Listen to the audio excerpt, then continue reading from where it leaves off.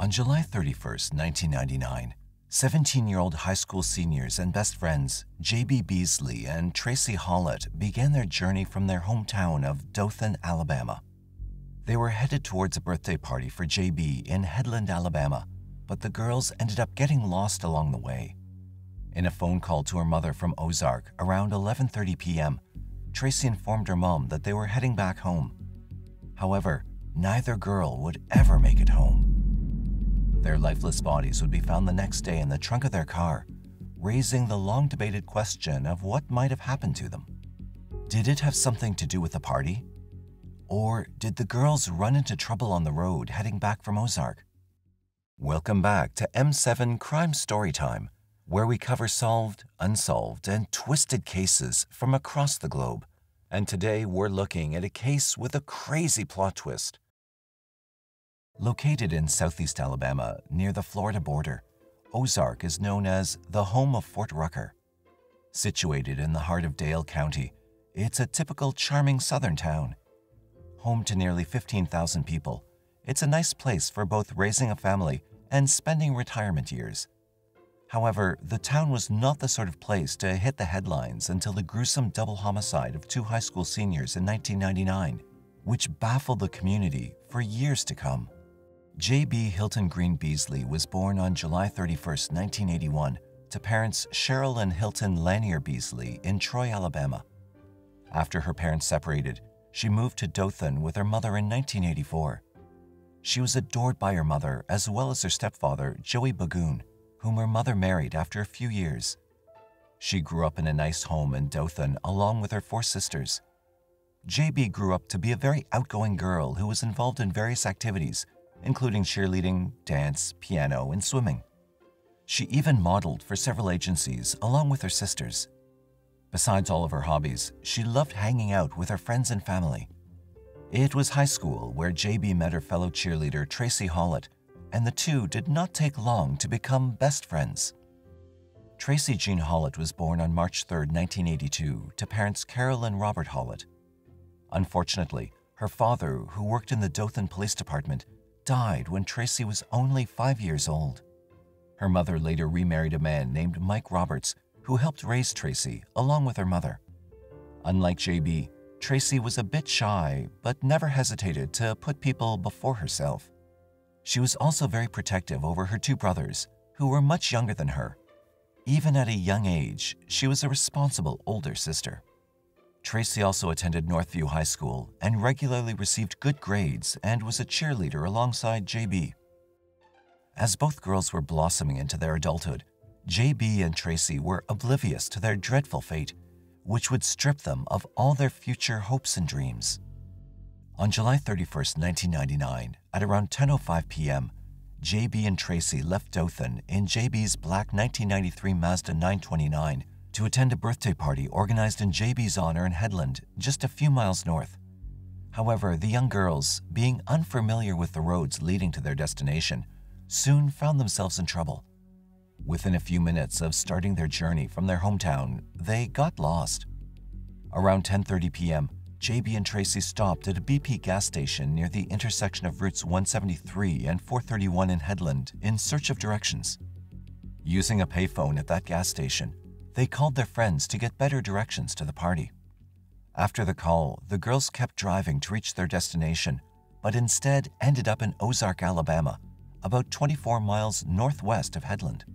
Realizing they still did not understand the directions to the party, at 11:30 p.m., the girls stopped at the Big Little store. Although the store was already closed by then, Tracie called her mother from the store's payphone. She informed her of how they got lost and ended up in Ozark, and that they were now planning to come back home. At the same time, a woman named Marilyn Merritt and her daughters stopped at the gas station to buy a soda. The girls then asked her for directions back to Dothan. Marilyn tried to explain the way as well as she could, and the young girls seemed to understand. Marilyn would later say that she noticed that the girls looked nice and polite, with a clean and tidy car. Marilyn remembered seeing the girls pulling out of the parking lot and turning right, just as Marilyn had directed. Although nothing seemed amiss at the time, J.B. Beasley and Tracie Hawlett never made it home. The following morning, August 1, 1999, at around 8 a.m., Tracie's mother called the police to report her daughter missing. It did not take police long to find their first clue regarding the girl's whereabouts. Later that day, after Tracie was reported missing, cops successfully located JB's car, which had been parked on Herring Avenue in Ozark. The most bizarre thing was, despite having filled the gas tank the day before, the tank was almost empty. The car was muddy, the driver's side window was partially down, yet the doors were locked. However, police could not find any signs of a forced entry into the vehicle. Inside the car, JB's driver's license was lying on the dash. The purses of both girls were still inside the car, along with their cash. The only known missing item was JB's car keys. However, there is no sign of either of the girls. A palm print was recovered from the trunk lid of the locked trunk, which gave the police a foreboding feeling that something was horribly wrong. Assessing the scene, cops theorized that the locked trunk could provide them with significant clues, but without the keys, they could not open the trunk. It took them 6 long hours to discover that they could open the trunk of the car with the help of an interior latch without needing a trunk key or a locksmith. Upon opening the trunk, police made a grisly discovery. The lifeless bodies of the 2 girls were stuffed inside. Both girls were fully clothed, but their pants were soiled from the waist down. Both girls had been shot once in the head, Tracie in the temple, and JB in the right cheek. Tracie had a 9mm shell casing on her leg, scratches on her arm, and her jeans had thorn briars on them. JB's clothes, on the other hand, were muddy and dirty, especially her newly purchased shoes. Although authorities concluded that the teenagers were killed execution style, they had most likely been killed inside of the trunk. As the families were informed about the heart-wrenching discovery, authorities formally started their homicide investigation. Although investigators were considering robbery as a possible motive during the initial phase of the investigation, it was quickly ruled out after confirming that not only the girls' purses, but also their jewelry, money, and credit cards remained inside the car. Autopsies later confirmed that there were no traces of alcohol or drugs in their system. The report also suggested that neither girl had been sexually assaulted prior to their demise. This basically ruled out the possibility of the crime being sexually motivated. However, more than 2 months later, the State Crime Lab issued a report indicating that there were traces of unknown semen on JB's bra, panties, and skin. The palm print recovered from the lid of the trunk also remained unidentified. With no matches in the system and no one to compare their evidence against, authorities were left without much to go on. As word of a double murder of 2 teen girls spread like wildfire, authorities were no close to zeroing in on a suspect. A reward was also put out in an attempt to gather information regarding the murder, but it did not uncover any new leads. However, authorities, it seemed, soon got an unexpected breakthrough. On September 1st, exactly 1 month after the bodies of JB and Tracie were found, a longtime Ozark resident, 28-year-old Johnny William Barentine, walked into the Ozark Police Department to tell a bizarre story. He claimed that he had been a witness to the high-profile double homicide of the Dothan teenagers. Barentine told police that on the night of the murders, around the same time Tracie Hawlett called her mother from the payphone at the Big Little store, he went out to buy milk for his 2-year-old son. He claimed that while he was out, he had witnessed the horrendous act. He returned home at 1 a.m., visibly upset, and told his wife that he'd been hit by a black truck near Herring Road. In the days following JB and Tracie's murder, when he shared the information with some of his friends, they convinced him that he should go to the police with this information, as it could be linked to the murders of Tracie and JB, which would not only help police crack the case, but could also get him the reward as well. Disturbingly, in the 4 hours of interview with Ozark police, Barentine changed his story 6 times. According to then Ozark Police Chief Tony R. Spivey, Barentine initially said that on the night of the killings, he had seen a black truck speeding away from the area where the girls were found. But as the interview continued, his story kept evolving and changing. Finally, he claimed that he'd picked up a tattooed man he didn't know and the two drove by the Big Little store. He further claimed that the man to whom he'd given a ride got into a car with 2 girls, whom Barentine identified as the deceased Dothan teenagers. He said they ended up on Herring Avenue, where the man forced the girls out of the car. A struggle occurred between the man and the girls as they were trying to get away. After placing them in the trunk, Barentine said, he saw something in that man's hand moments before hearing 2 gunshots, and when the man returned, Barentine again gave him a ride from the scene and then went home. In another version, Barentine confessed to investigators that he knew the man he'd picked up and given a ride to and identified him to be his neighbor. Alarmingly, Barentine himself lived less than a mile from where police discovered the bodies. Police did not buy his story, naming him the prime suspect in the murder of J.B. Beasley and Tracie Hawlett. Ozark police arrested Johnny Barentine on the spot, charging him with 2 counts of capital murder. But there were several problems with his accounts. Barentine never mentioned sexual activity that would account for the semen found on JB's clothing and body. Besides, the neighbor he implicated had an alibi for the evening. Several people noted that he looked startled and like he had just awoken from a deep sleep in his mugshot. Just after arrest, Barentine immediately admitted that he had fabricated the whole story in order to collect the reward money. However, police at the time believed they arrested the right person. In the preliminary hearing on September 21st, Alabama Bureau of Investigation agent Charles Huggins testified that Barentine was able to describe the girl's clothing and other items consistent with the crime, suggesting he was there at the scene. From the time of his arrest, Barentine was held without bond in the Dale County Jail in Ozark. In an October 18th bond hearing, Barentine denied he was involved in the killings, confessing to the judge that he never picked up a tattooed man and didn't see anything the night of the murders. He said that he simply went to the BP at about 11 p.m. to get milk for his little boy, and later fabricated the whole story to claim the reward money. However, he was denied the bond and sent back to jail. Even during this turbulent time, Barentine's family members never stopped supporting him. They even gave interviews to the media professing his innocence, saying he was incapable of hurting anyone. Barentine's lawyer, Bill Kimmons, also maintained that his client was not responsible for the double murders in any way, shape, or form. He further stated that the 4 hours of continued interrogation took a toll on Barentine, who had wrapped himself in this mess of a lie.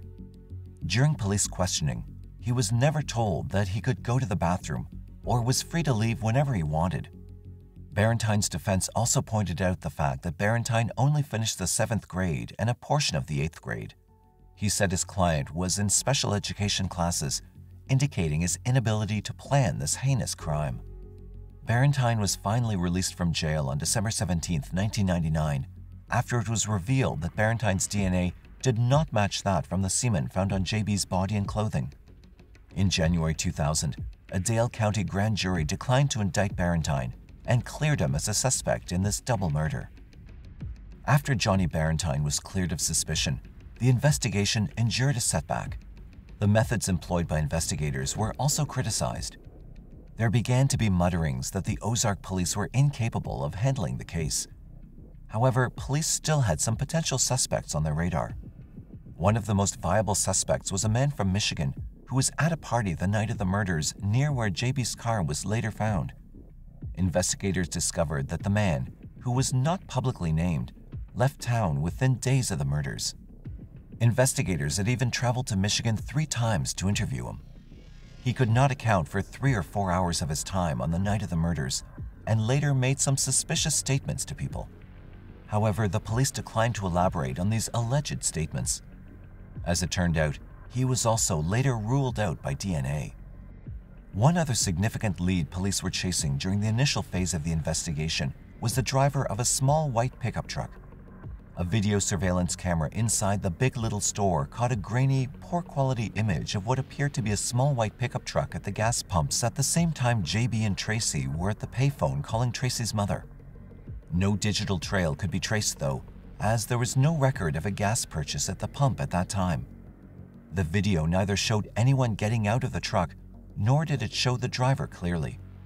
After releasing a photo of the truck to the media a month into the investigation, police urged the public to come forward with information. Unfortunately, both the driver and the truck vanished into thin air as the lead faded away. The last lead for the investigators was a man from Mississippi. Police said the man, who was extradited from Jones County, had been arrested there on an outstanding warrant for possession of drug paraphernalia issued in Ozark. The man had been staying with relatives in Ozark but left 2 days after the murders. According to Spivey, investigators wanted to question him in connection with the case. However, no significant information came out in light of this lead.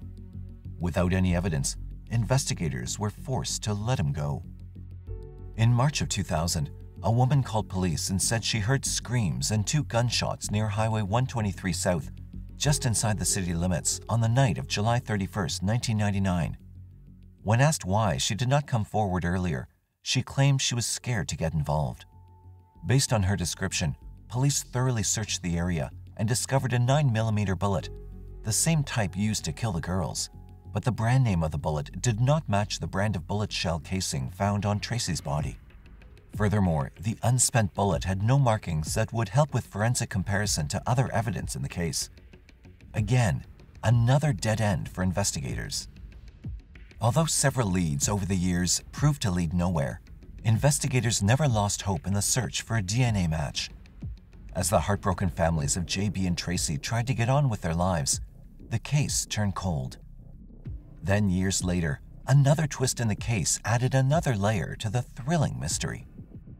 After remaining cold for years, 2015 would mark a bombshell allegation in the murder case of JB Beasley and Tracie Hawlett.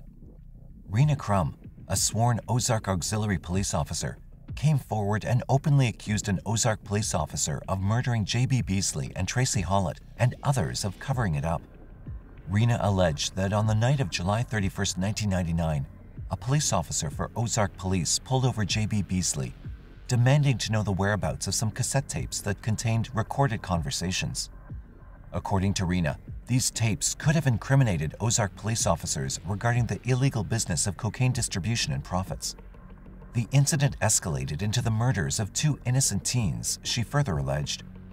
Rena claimed that she'd been threatened by multiple law enforcement officials who had knowledge of the murderer's identity and covered it up by getting rid of evidence. Rena named 3 cops, Gary Butch Whittington, Rex Tipton, and Eddie Henderson, accusing them of harassing and threatening her. She went as far as to say that then Police Chief Tony Spivey, who handled the original investigation, had also helped cover it up. However, she shied away from revealing the name of the police officer, who she claimed had actually committed the murders. Renowned American journalist and newspaper editor John B. Carroll wrote an article saying that he believed the officer in question presumed the 2 girls intended to use these tapes in a court case that was scheduled for August 2, 1999, less than 48 hours after they were murdered.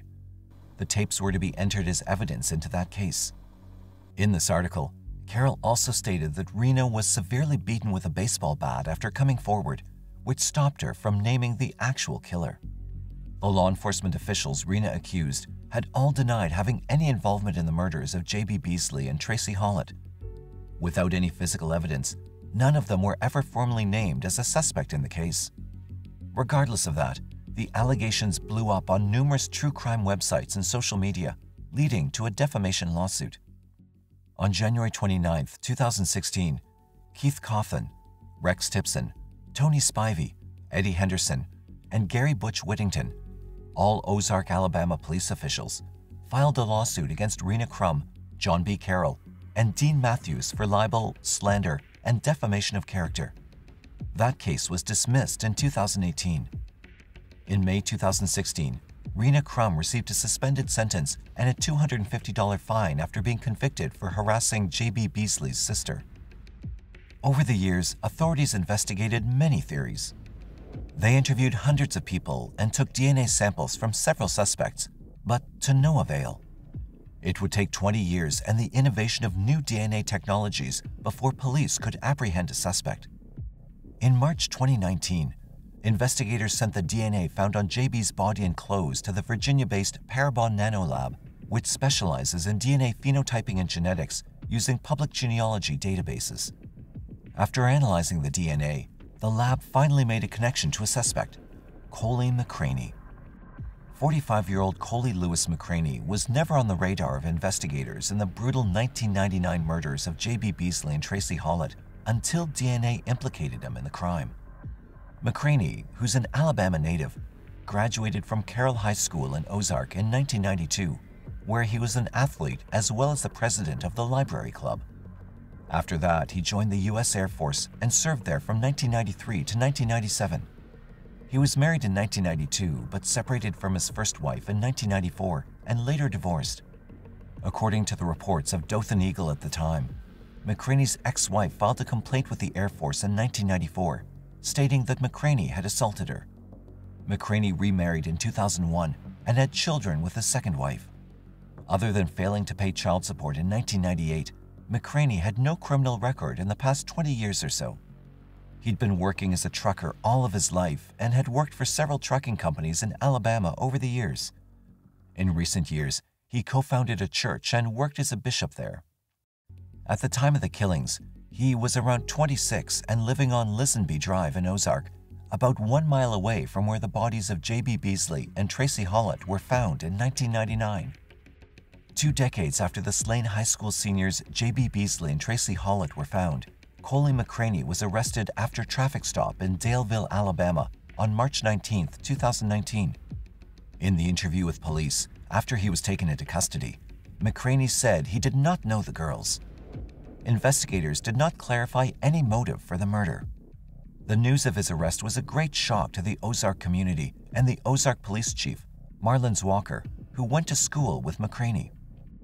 As it seemed that the many twisted strands in this baffling case were finally all being tied together, there was to be one more revelation.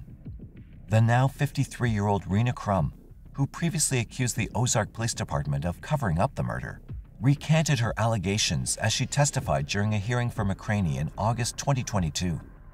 McCraney, now 49, is facing 5 counts of capital murder charges for the shooting deaths of J.B. Beasley and Tracie Hawlett. He now sits behind bars in Dale County Jail as of the time of his arrest. His bond has been denied, pending his trial on April 17, 2023. The news of finally apprehending the killer was a relief to the families of both girls. However, reliving all the haunting memories through the trial and hearings is another painful journey still to come. We can only hope that the families can heal through a sense of peace that their daughters are finally getting justice more than 2 decades later. Do you believe McCraney is responsible for the murders? If so, what was the motive? Do you find any validity in the police cover-up claims? Let us know what your thoughts are in the comment section below. Don't forget to like, share, and subscribe to our channel for more gripping stories like this.